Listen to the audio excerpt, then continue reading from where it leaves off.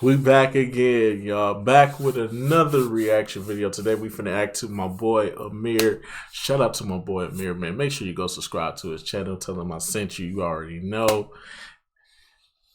They show that love over here. We gonna show that love right back. Without further ado, man, let's get into it. My boy Amir with some more heat, man.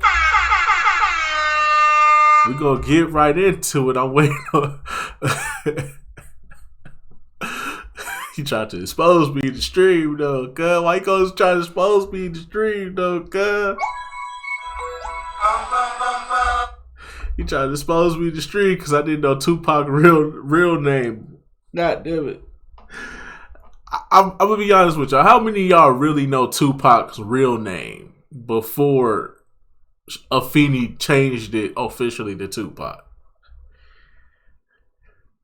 How many of y'all know Tupac's real name?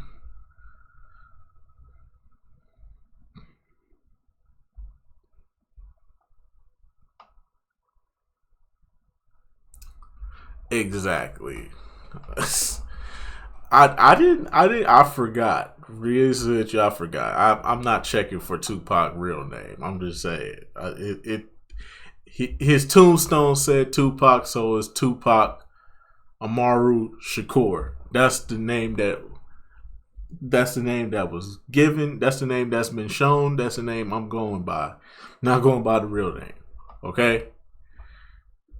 I done already forgot it. I done already forgot his real name. But still, come on, Amir. You can't be exposing me in these streets, cause you can't be exposing me out here in these streets, cause you make me look bad, man. You know what I'm saying? I got a reputation to keep up, man. You ruining my reputation, cuz. No, I'll just play it. But anyway, I'll just play it. Anyways, though, without further ado, let's get right into it. Let's get it. Alright, so boom. I know good well every last one of y'all that's watching this video have a few songs from your memory that you found when you was a kid, and ever since then you never forgot the track. Whether the song was fire or garbage, you heard the song when you was a youngin', and to this day you remember. Hey, yo, what's she doing back here? Hey, what's she doing back here? What type of dance is she doing back here? What's going on back here? What is going on? What's going on back here? Remember it, and it takes you back to a particular year. That's what this video is gonna be for me. Songs that weren't even like that popular. They wasn't hit songs really, but I vividly remember hearing them. Let's get it.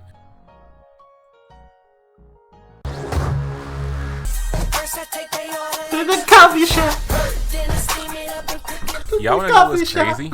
I just found out like 3 weeks ago that Gorilla Zoe was on this track. I have never listened to this song in full. I just remember the intro and the hook. Weirdly enough, this song gets listed as a Billboard Top 100 song for Gorilla Zoe, but not for Jock. It hit number 78 on the chart and was only there for 1 week, so I doubt most people even know this song exists. And there's actually a few things I didn't know about this track. I didn't know Lil Duval was in the music video. Like, this boy be everywhere. I'm gonna come back to Lil Duval later on in this video. Hey, Lil Duval has some Lil Duval had hella cameos back in the mid to late 2000s, especially on T.I. songs. A lot of T.I. songs he was a feature on, but he was definitely around. He was definitely around around this time frame. Another thing that I didn't know until I started working on this video is that the person that sings the hook to this song is actually The Dream. Radio Killer, that nigga. He isn't credited as a feature, but this kid-friendly, Nickelodeon sounding, first I take the order like the coffee shop, then I steam it up and cook it like the coffee shop. I saw in a few places that it said it was The Dream that's doing that. I was like, bruh, nigga, what are you doing on this? I'm pretty sure there's better songs you could have been working on.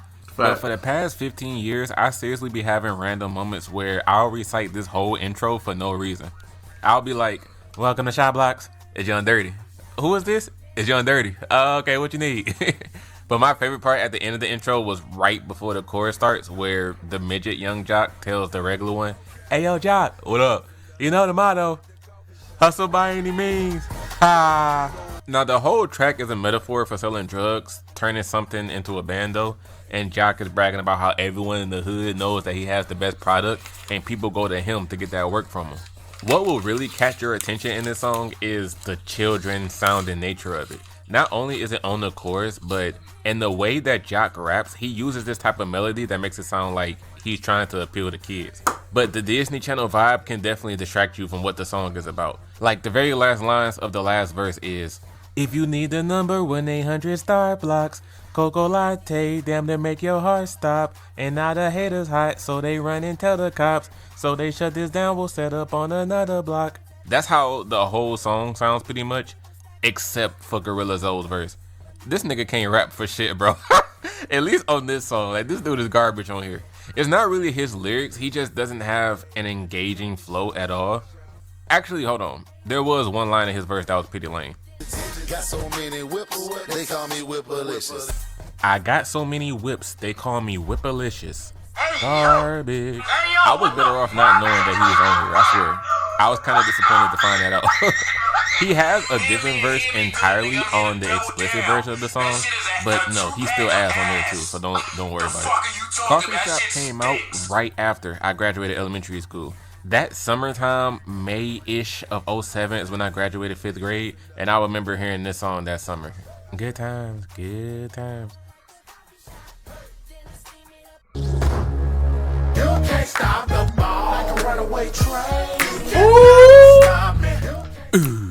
E40 is definitely one of those My rappers. rebelization. Although I've never listened to his whole catalog, he has many enjoyable songs that I love. And this track right here, Can't Stop the Boss, with Jazzy Faye, Snoop Dogg, and Too Short, and keep is the Elroys off your favorites.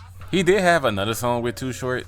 They got like a million songs together that I heard around the same time as Can't Stop the Boss, and that song is called Bitch. Nigga don't act like a bitch.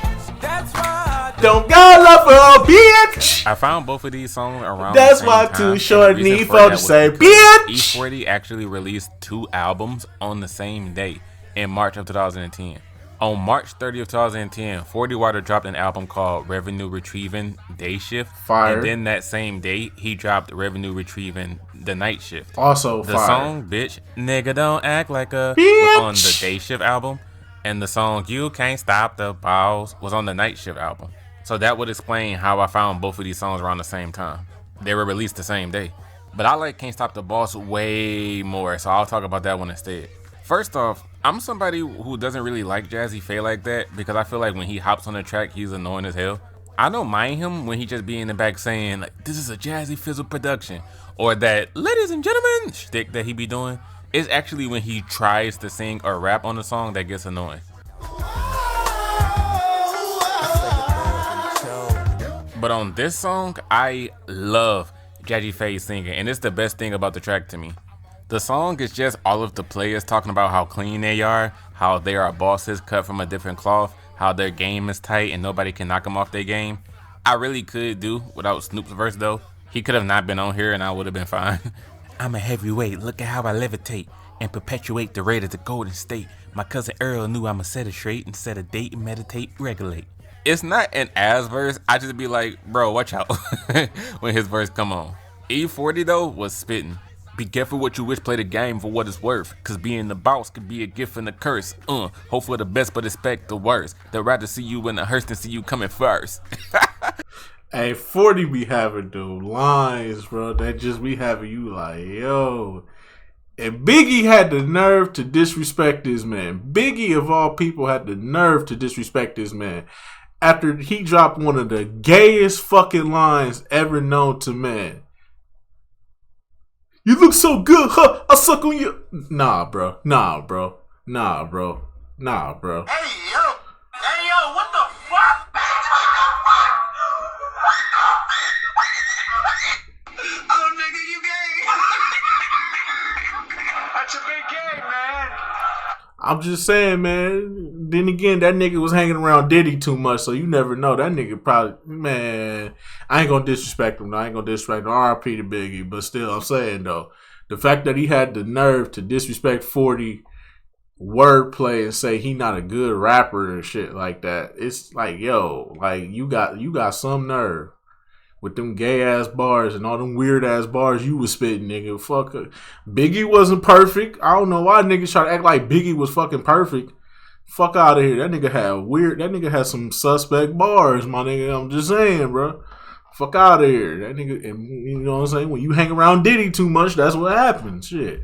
Anyway, so let's get back to this, though. They don't put enough respect on 40 Water, man. Stop disrespecting 40 Water. Smooth, man. And then Too Short got the last verse, and he talks about smashing young girls, which he never fails to remind people that he does that.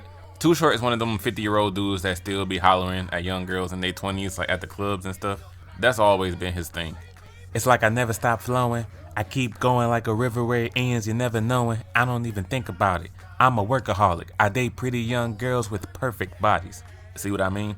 But I love this song a lot thanks to Jazzy Faye too. I can't lie. He produced the song, which has a great beat, and him singing, "You can't stop the pause like a runaway train. You cannot stop me."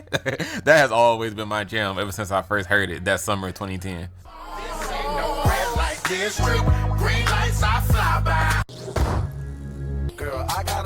Next to you. Now, there's a few relationship songs Mike Jones has that I know about. There's a couple from his second album that I'm going to mention, but one from his first album that I definitely remember is called Type of Nigga You Need.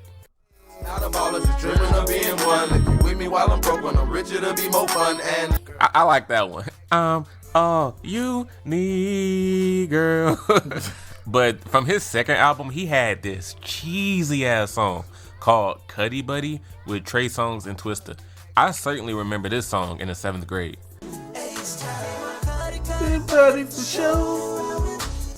I've never made a cringiest rap song I've ever heard video, but if I did, this song would easily make the cut. You Can Be My Cuddy Buddy. That song is lame as hell. This next one isn't a relationship track, but it is another song that I want to highlight from his second album just to trigger some nostalgia for some of y'all that's old enough to remember this song. I know somebody watching this is going to be like, oh, hell yeah, I remember this song. And it's called Drop and Give Me 50 with Hurricane Chris. Oh! Drop and Give Me 50. Hey! I went to one of those middle schools where we had to dance like every month for no reason. Sometimes it was a holiday dance, other times it was no announcement. We were just told that we was getting the dance. We was like, all right, bet. And this is one of the songs that would play all the time. So thinking about it, it's kind of cringy. A whole bunch of middle schoolers dancing to Drop and Give Me 50. Them administrators should have got locked up for that. But back to the song at hand. The track Next to You is another love song that he has. I don't know who this is that's singing on here because rappers love to have uncredited vocals for some reason. But I did find out that it's some girl named Nene who was signed to Mike's label at the time. So, hey, Mike just wanted to put one of his homegirls on with this one. Usually in these type of songs, like rapper collab with R&B singer or a homegirl that works for the label, in these type of songs, the girl usually does way better than the guy. And that's the reason most people even care about the song, is because of the girl's performance. But for me, it's the opposite. I like this song mostly for Mr. Jones. His moments where he's like, girl, I gotta be next to you, are actually cool.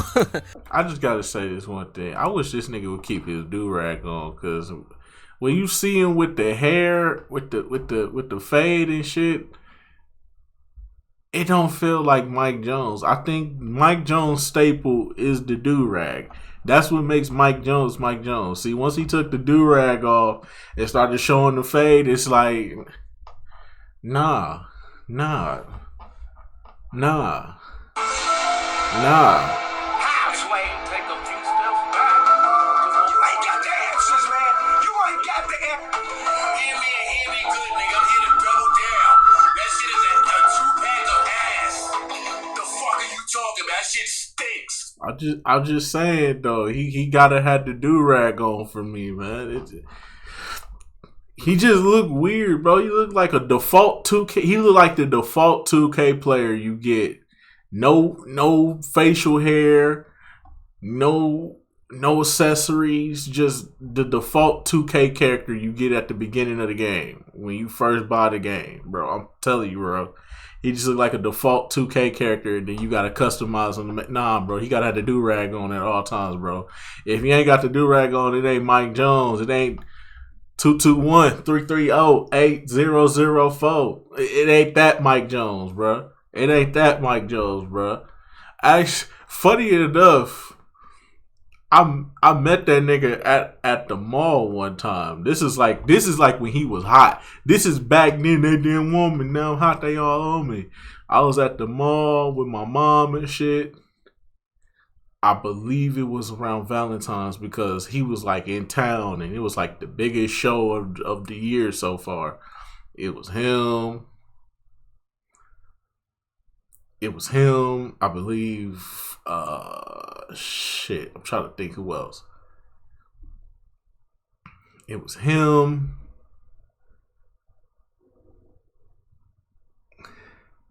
I know it was somebody else that was big. I think it was Ludacris.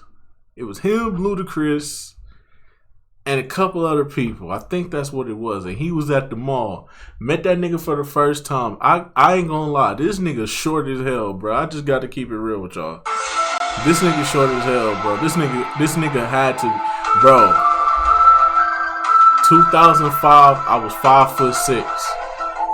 I'm telling y'all, bro. Me and this nigga was eye level, bro. This nigga short as hell, bro. This nigga short as hell. Me and that nigga was eye level, bro.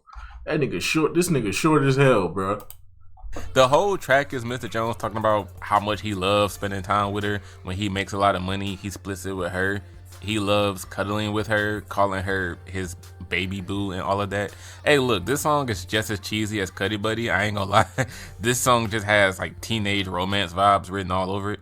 I love to cuddle up, love to make a blood. Girl, I can't get enough. But in this case, the singing more than makes up for it. Cuddy Buddy was loaded with some ass auto-tune, and just the term Cuddy Buddy makes me cringe because I don't think anybody has ever really called somebody that in real life.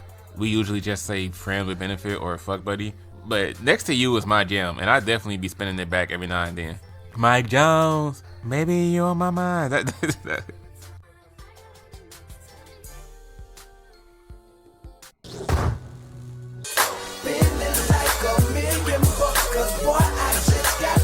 never heard this.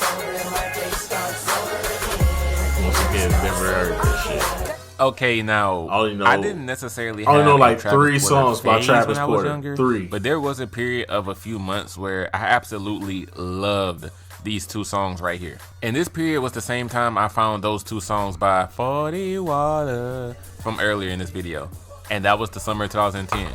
Summer of 2010 was the summer right when I was entering the 9th grade, by the way. That was the months between when I graduated middle school and was going to high school. And at that time, Travis Porter was every damn where for a couple of years. You couldn't escape. I'ma make it rain, bitch. I'ma make it rain. They had a few hits. But my favorite 2 songs that I've ever heard from these dudes are Sunshine on Me and Over Again. And both of these songs was on their mixtape, Proud to Be a Problem. Now, the first song, I used to think that they were saying let the sun shine on me, as in 2 different words. You know, let the sun do its thing, let it shine on me. But they were talking about it as in 1 word. Because the word sunshine is still a noun, like by itself. So they were saying let the sun shine on me, not let the sun shine on me. It took me years to realize that. But I found this song at the perfect time because it has a strong summertime vibe to it. Just a track about getting your money, telling all of the haters that they can fuck off, and about how there's just a whole wave of people that start talking trash about you once you get your money up. Like most songs in the universe, the best part about it is the chorus. They sing really well on here.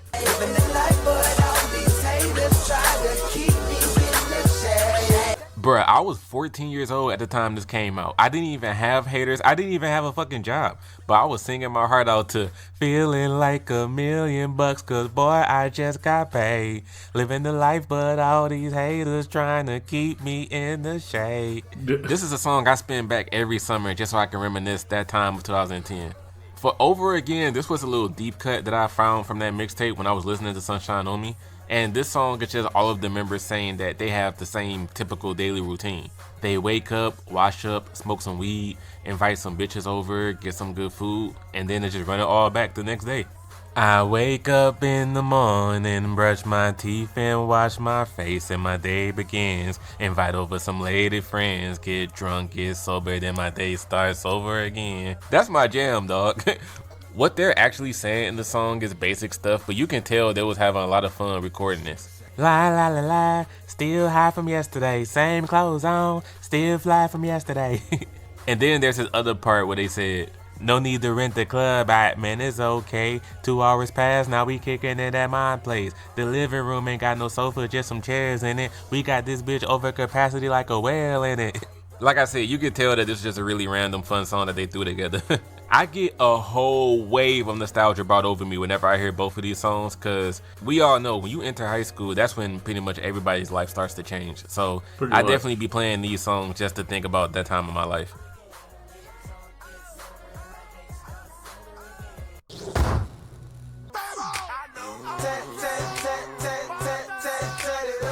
Oh, this old ass song. Wall later on in this video is because this dude was in this music video too. He's at the very beginning making fun of people for some reason, but you can spot Duval in a lot of music videos. Man, he really was everywhere. Now I have no idea who these niggas are. This group Alliance, as far as I'm concerned, these people have one song. Apparently they have a whole album that the song Tattoo came from, and it was called Going Digital, that came out in 07. Have any of y'all heard of this album? No. I played one other song from this album just to see how it was, and I turned it off after 30 seconds. It was some song called Top Model. She's that girl, she's that girl, she's a top model. Yeah, I'm sure these were just some local dudes from the area, and it was cool with Fabo, so Fabo hooked them up. Now, considering the name of the song, it's extremely obvious what it's about, getting tattoos. The crew reps about how everybody should tat it up, no matter who you are, no matter where you from. North side, south side, east coast, west.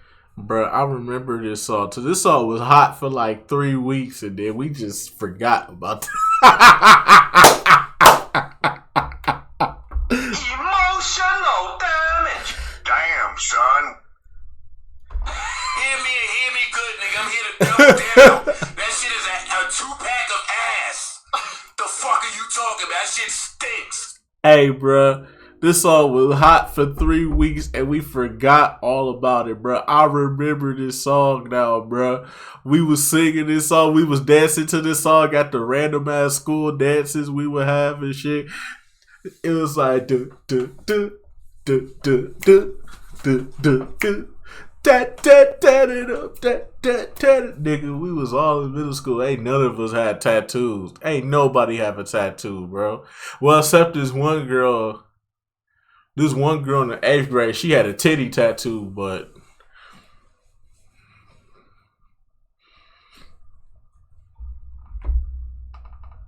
nobody had no fucking tattoos. Ain't nobody had no tattoos, man.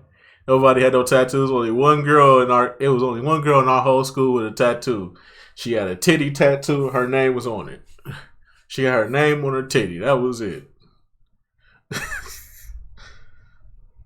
You's a freaky ass nigga. Fuck you mean? She let me fuck too. Shout out to her. Shout out to her. Coast. Getting a tattoo is such a really cool thing that helps express your personality. Random question: how many tattoos do y'all have? Like, 0. You watching this video, how many tattoos do you 0. have? Comment and let me know. I only have 2 myself. One I got in 2012, the other I got in 2015.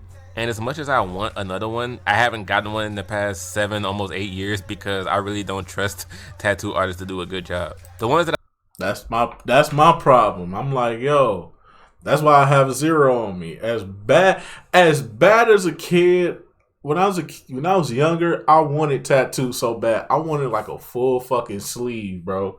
I wanted my whole left arm to just be a complete sleeve, and then I was gonna say my right arm for like my kids and shit.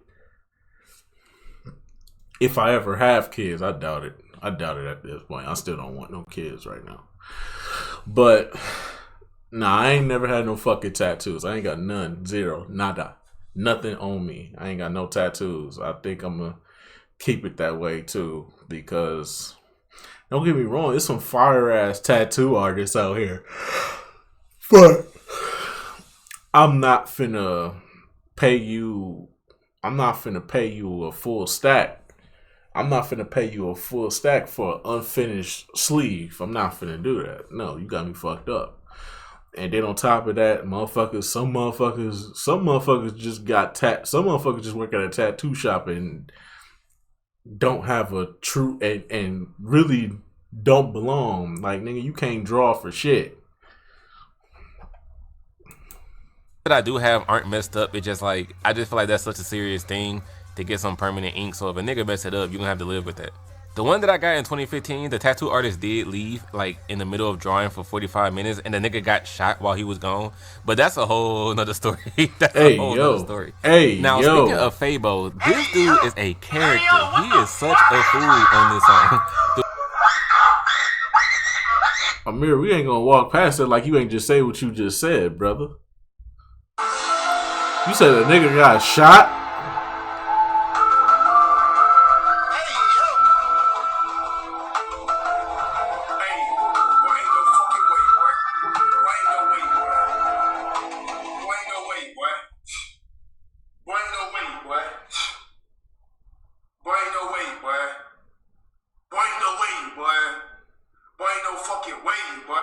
A nigga got shot. Did he survive? Did he survive? We need answers. We need answers. Nah, we ain't gonna let you just go past that, Amir. Explain, sir. Did the nigga survive? Did he finish the tattoo? Did he meet the crossroads? We need answers, Amir. This ain't something you just gonna let walk past, brother. We need answers. We need to know. Did the brother make it? Did the brother make it? We just saying, brother.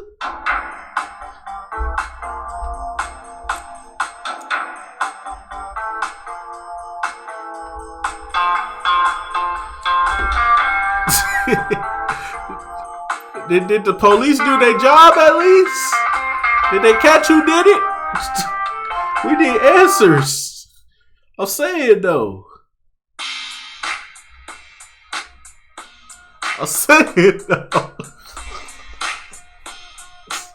We need answers, man. Oh man. We need answers. You ain't just gonna let you go past that like you ain't just say what you just said, sir. Throughout the track, he's just screaming in the background the names of different famous women and telling them to get tattoos as well. He names Hillary Clinton, Oprah, Martha Stewart, Barbara Bush. He's just screaming their name in the back like, Barbara, tat it up. Hillary, tat it up. Martha, tat it up. It's funny as hell, dog. And he really goes crazy at the end of the song. Like, he damn near has a whole breakdown while singing about how all of the people that's listening to this song needs to get a tattoo. It's hella over dramatic. He breathing heavy throughout the whole thing and shit. Tat it up, tat it up, tat it up. That nigga Fabo's on them Zans, bro. Tat it up.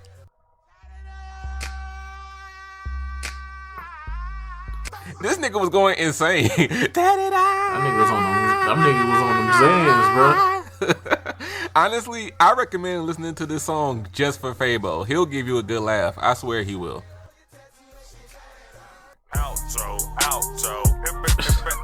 Fucking outro, bro. This outro, bro.